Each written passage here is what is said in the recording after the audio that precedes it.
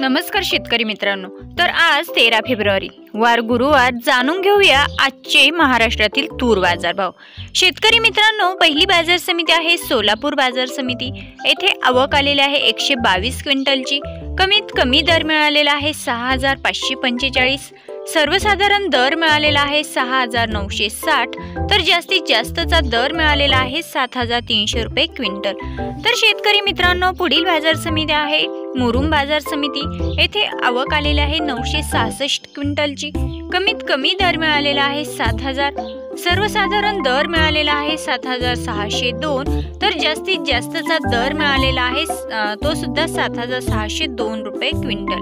तर शेतकरी मित्रांनो, पुढील बाजार समिती आहे हिंगोली बाजार समिती। येथे आवक आलेली आहे 490 क्विंटलची। कमीत कमी दर मिळालेला आहे 6950। सर्वसाधारण दर मिळालेला आहे 7225 रुपये, तर जास्तीत जास्तचा दर मिळालेला आहे 7500 रुपये क्विंटल। तर शेतकरी मित्रांनो, आज दुपारनंतर थोडीशी तूर बाजारभावामध्ये बदल होताना आपल्याला पाहायला भेटत आहे। पुढील बाजार समिती आहे करमाळा बाजार समिती। येथे आवक आलेली आहे 3 क्विंटलची। कमीत कमी दर मिळालेला आहे 8600। सर्वसाधारण दर मिळालेला आहे 8600 आणि जास्तीत जास्त दर मिळालेला आहे 8700 रुपये क्विंटल। तर शेतकरी मित्रांनो, आता या पुढील बाजार समिती आहे जालना बाजार समिती।